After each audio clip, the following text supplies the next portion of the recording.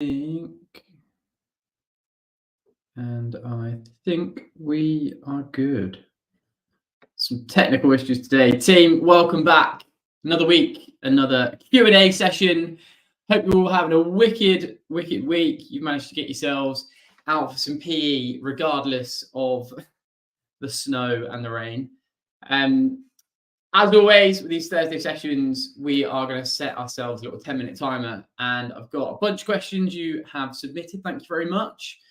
If you do drop in live, drop any comments, questions you have, and I'll get to those once I've gone through the ones that have come in through the week. And today, to kick things off though, I just wanted to make sure everyone's aware that we have released some running programs. So this has been a long time coming. We've got loads of people in the club already that either have done running in the past, do running generally, or have expressed an interest in doing some races this year, whether that is purely running races or they're keen for Hyrox Spartan races. And obviously both of those have got lots of running in. So without further ado, I just wanted to have a quick talk through the programs before we dive into the Q&A. All I'm going to do is just make sure, if you haven't seen Instagram, Facebook, that you are fully aware of what the programs are and who they are aimed at. So the idea behind the programs we've put together is that there is some form of continuation between them. So with this first program, the Couch to 10K program, it is purely for people that are very new to running, i.e. you've just laced up a pair of running shoes for the first time, or it's been a very long time since you ran. The first week and a half, you've got 6 sessions that are just walk to run sessions. So combination of walking and then moving at a faster pace than a walk.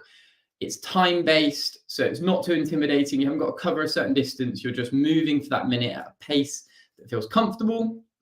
And the whole idea of this program is that over 8 weeks, we're going to slowly build up your capacity to be on your feet for a little bit longer, culminating in a 6-mile run walk in week 8. The continuation from there then, having built up a bit of capacity, would be to move on to our second program, which is a 5K to half marathon program. Now, this one is in 2 phases.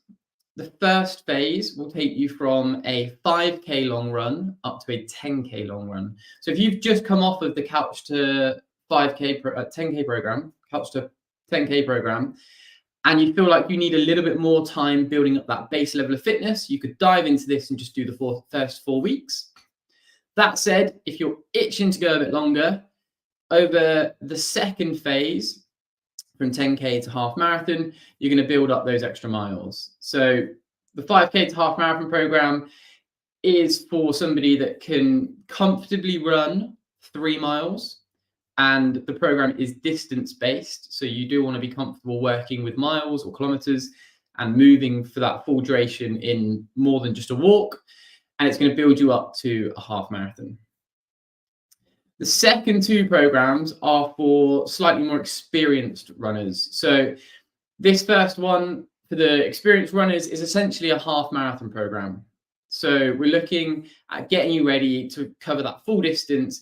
You've already got some running experience under your belt. So either you're running already or you've done 5K, 10Ks, and you're very comfortable running a 10 kilometer off the bat, because that first week is going to be a 6-mile long run. Now, this program again works in a couple of phases, but they're a little bit more progressive and structured in the sense of building up your capacity to run faster for longer, as opposed to just being able to run. So again, if you're newer to running, the first 2 programs are going to be the ones for you. That 5K to half marathon program is going to be if you're looking just to get across the line with a smile on your face. This 10K to half marathon program is if you've got some sort of target time in mind. The last program, the marathon program, very timely releasing it now, because if you are looking at London, Manchester, Brighton, those April timeframe marathons, if you start this one today, it's going to take you up to that start line in April, pretty much bang on. It's a 12-week program. And again, we're looking here at people that have got some running experience. So you've either done one of those previous programs that I just talked through, or you're already running 2 or 3 times a week. Your first week on this program is 16 miles total across the week, to give you some sort of context to what you want to be comfortable being able to do. Now, with both of those second programs, the programs are based on paces, and those paces are derived from our running calculator. So you would jump onto the website, use the running calculator to give yourself your paces that you're going to use within the sessions. And it really clearly says in the program how you would go about doing that and applying them to you. What that means is the program is built for you specifically based on your target time and your current fitness levels. We've obviously got access to the coaches through the app, so you'll be able to make sure that the paces are working for you. I've got a couple of questions today in the Q&A that are going to allude to a few things as well that will help. But as I said, the programs are specifically built around the running calculator, so make sure you're using that if you are jumping on one of the programs. Any questions on the programs, obviously now would be the time to ask them.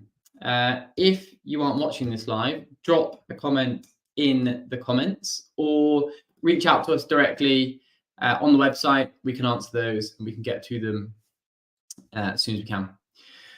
Right, Q&A time. Let me put my trusty stopwatch on the screen so I'm not chatting away for too long. Let's get you up there. And let me grab my questions and we'll dive in. As I said, some of these are running related, so hopefully it will help out those that are thinking about jumping on the running program anyway. And if you have jumped on, you've got a question, drop it in the comments. Let's go. First question then. So the question was, why are the easy runs so slow? So on the running programs, you'll see 3 types of paces. You've got an easy pace, a threshold pace, and an interval pace. Easy pace, obviously, should feel quite easy. Threshold pace should feel a 7 to 8 out of 10 effort. Interval pace is effectively going hard. The reason the majority of the running is easier is that we want to build the body's ability to move faster for longer, but being super efficient with its energy usage. When we're working in this like zone 2, as you would have heard it before, like 60-70% of your max heart rate, we're essentially trying to build the body's proficiency at managing energy. So at that pace, it shouldn't be too difficult. You should be able to move for a really long time. And in doing that, we're effectively training the body to utilize energy efficiently without getting super sciencey, super specific.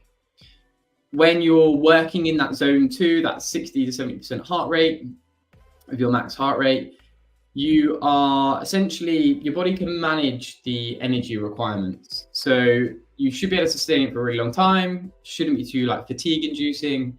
And whilst you're doing that, you're basically training the mitochondria, the things in the body that produce and use energy to do their job better. That is why we do a lot of easy running. When you're looking to go long, so half marathon, you're also needing to move for a really long time, right? Half marathon is going to take anything from an hour and 20 minutes to 2.5 hours. And a marathon is going to take anything from 2 hours if you're Kipchoge, or mere mortals, 4, 5, 6 hours.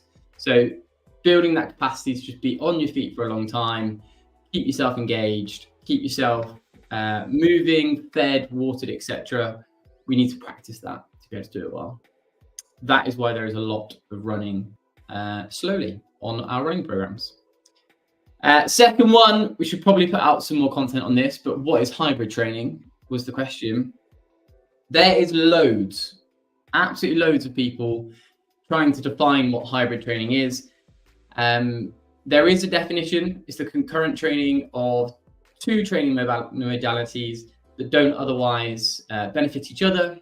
In layman's terms, training something like strength and endurance at the same time without putting them together. Putting them together is CrossFit in essence. Stitching, weaving together lots of different training modalities and getting more proficient at moving would be something like CrossFit.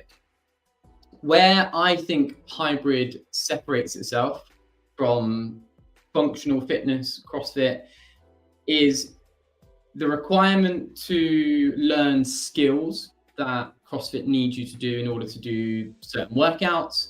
Things like double unders, different types of pull-up movements, more complex Olympic weightlifting. There is a amount of time you need to spend learning those skills. Same way as doing any type of sport, there's going to be specific skills you need to learn in order to do that sport. Hybrid training, I think, is the training of movements that can transfer well to sport. So endurance things, single modality, running, cycling, swimming, rowing, ski erg, all that sort of stuff. And then strength movements like power lifts or simple dumbbell movements with hypertrophy training.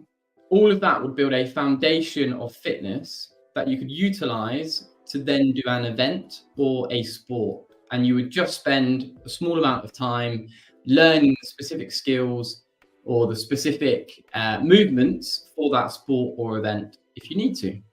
So hybrid training would act as your foundation, your base, and then you would layer in the sport element on top. Some people get enough out of training, just doing endurance and strength, and that's enough. They don't need to compete, they don't want to compete. Others, you would layer in those bits on top. Next question. I want to do a running program, but I can only do 2 runs a week. Is that okay? It is okay. Of course it's okay. Look, any movement is good movement, right? We have things like programs that are designed to get you prepared for a particular event, whether that's testing a 1 rep max lift or doing a running race. They are written more often than not without context of you and your life, right? So my job as a coach is to try and reconfigure a program so that it is perfectly achievable for you. And that is why we really emphasize you having access to the coaches in the Hybrid Athlete Club. We put on these Q&As, we've got the members group so we can constantly be in touch. You've got loads of touch points with us. And if you've got a holiday coming up, if you've got just a busy time at work, you can always reach out to us and ask us to tweak things. The best program for you is the one that is most achievable for you to do, right? The most relevant program for you is the one that fits into the context of your life. And sometimes that's going to change and you're going to need to adapt. But in this instance, if you can only run twice a week and that's all you want to commit to or all you can commit to, then we need to reconfigure your expectations based on the input that you can give to running. In the same fashion, if you could commit 6 days a week to running, we could increase your expectations from the training that you're doing. So yes, it is absolutely okay. If you want to jump on one of our running programs, they are all written with 4 running sessions a week. So drop us a message and we can tweak it for you so that you've only got 2. Any tips for sled pull in Hyrox? I do have a lot of tips for sled pulling in Hyrox. The first thing, and it says this in the Hyrox ebook, is the sled is the differentiator at Hyrox, in my opinion. I think for most people that are just jumping in to do a Hyrox as a one-off event, it's something that isn't in every gym, especially if you're from a CrossFit background. It's probably unlikely that there's a sled in the gym. And it also requires a lot of faffing around to get out. That means when you turn up on race day, there's a lot of people that haven't pulled a sled, or certainly not very much. So an easy way to differentiate yourself from the crowd is to go out your way to find a sled. So that would be my first bit of advice. My second bit of advice is to understand the different techniques that you can use. You've got the hand over hand method, so literally pulling hand over hand. You've got the hip extension method, so grabbing hold of the rope, big drive with the legs, and then pull the arms. Then you would walk forwards and then grab the rope again. And the third one is just to hold onto the rope and walk backwards in the little box that you've got, a 1.5 meter box that you have. So it's all leg drive, there'll be no arm pull. Understanding those three and practicing those three, because on the day you're likely to use all three, would be super important. But also knowing that you need tension on the rope before you think about pulling. So a big mistake I see people make is that they just start pulling the rope, or they just start walking back with the rope before there's tension on it. So the first few steps or the first few pulls are just wasted energy, basically. Get that rope really tight, then start moving your arms or walking backwards. Last question by the looks of it. I keep getting stuck at 45 kilos pressing overhead. I think it's just the number that gets in my head. Any ideas of getting past it? Great question. Probably the best bit of advice for Olympic weightlifting, powerlifting that I ever saw/heard was from Sonny Webster. And he talked about having a box around the barbell. So if you're in a gym that's got meter by meter mats, put your barbell in the center of a meter by meter mat. And the rule is that when you go into that box, you cannot think. You just need to put your hands on the bar and move. And whatever happens, happens. You're going to learn from it afterwards. Whatever happens, happens. You're going to learn from it afterwards, record yourself and watch it back. But whilst you're in that box, train yourself to not think, just move. Because as the question suggests, more often than not, people overthink when they've got their hands on a barbell, and either they think about one thing too much and emphasize it too much, or it gets in their head and it prevents them from moving freely. So box around the barbell. When you go in it, don't think, just move. When you come out, you can reflect, learn from by watching videos or whatever, and then go again. And that, folks, is all we've got time for. As always, hopefully that answers some questions you might have had. If you have got any follow-up questions, drop them in the comments down below. Have a wicked training weekend. If you've got any questions, or if you've just started one of the running programs, please do say hello. Drop us a message on the Facebook group or on WhatsApp. It'd be wicked to hear from you and let me know which races you're doing. See you next week.